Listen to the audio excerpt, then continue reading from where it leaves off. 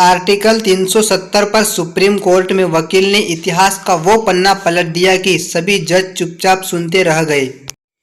देश आज़ाद हो गया, लेकिन उन्हीं अंग्रेजों को गवर्नर जनरल से लेकर सेना प्रमुख तक बनाए रखा गया है, जिन्होंने भारत के दो टुकड़े कर दिए थे। प्रथम प्रधानमंत्री जवाहरलाल नेहरू का नाम लिए बिना वरिष्ठ वकील राकेश द्विवेदी ने सुप्रीम कोर्ट में आर्टिकल 370 पर ऐसी दलीलें दी कि पूरी पीठ चुपचाप सुनती रही।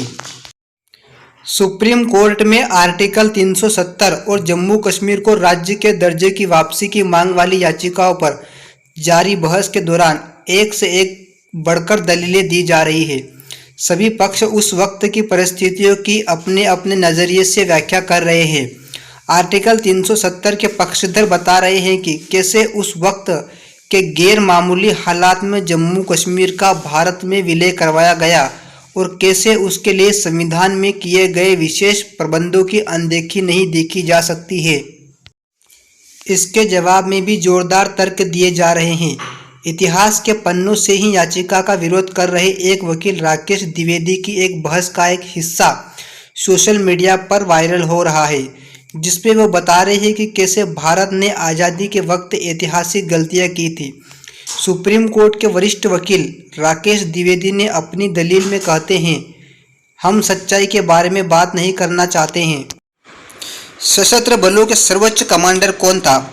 ओचिन लेक भारत के तीनों जनरल ब्रिटिश थे, पाकिस्तान के तीनों जनरल ब्रिटिश थे। यह युद्ध कश्मीर पर पाकिस्तान की तरफ से हमला क्या था?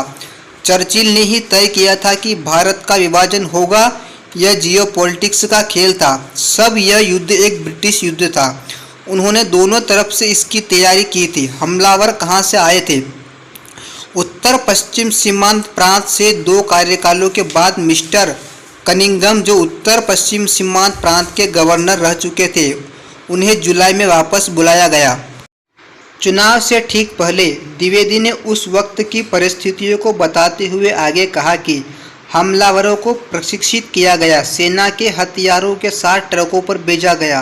पाकिस्तान की सेना भारत से अभी अभी अलग हुई थी और सबसे बड़ा स्पष्ट उदाहरण है कौन लड़ रहा था।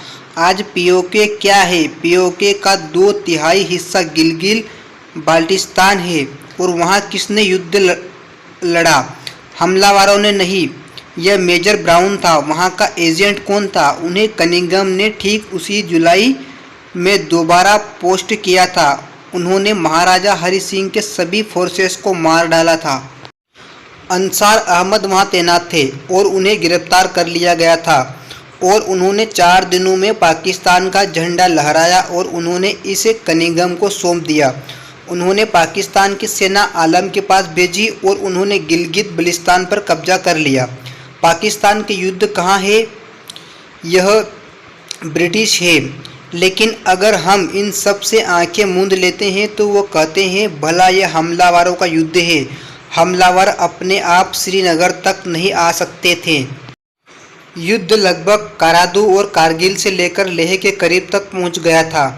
तो यह एक अलग तरह का युद्ध था, लेकिन कोई नहीं कह सकता था क्योंकि माउंटबेटन वहाँ गवर्नर जनरल के रूप में थे। पता नहीं हमारे नेताओं ने ऐसा क्यों किया। जिन्ना ने तो साफ कहा, मैं किसी भी ब्रिटिश गवर्नर जनरल को स्वीकार नहीं करूँगा, लेकिन हमारे यहाँ कहा गया नहीं, हमें गवर्नर जनरल स्वीकार है। तो यह युद्ध क्या है? यही नहीं, जब युद्ध शुरू हुआ तो उन्होंने नेहरू सरकार ने एक डिफेंस कमेटी का गठन किया और माउंटबेटन को इसका अध्यक्ष बनाया था।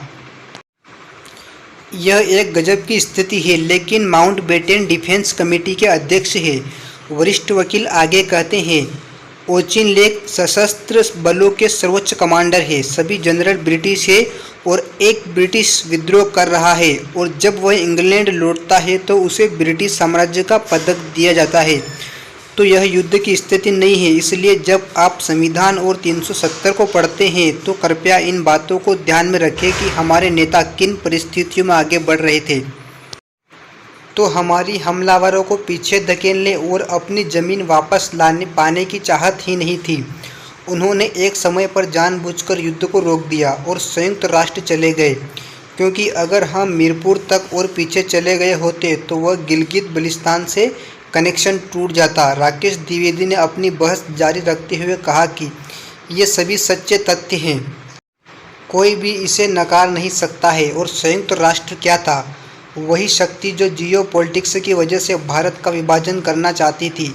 अमेरिका और ब्रिटेन उन्हें मध्यस्थ बनाया गया था। सौभाग्य से पाकिस्तान ने पीओके खाली करने से इनकार कर दिया, इसलिए यह प्रस्ताव खत्म हो गया। संयुक्त राष्ट्र के बारे में बात करने की कोई ज़रूरत नहीं है, लेकिन उस समय 370 के निर्माण में स्थिति की गंभीरता को देखें।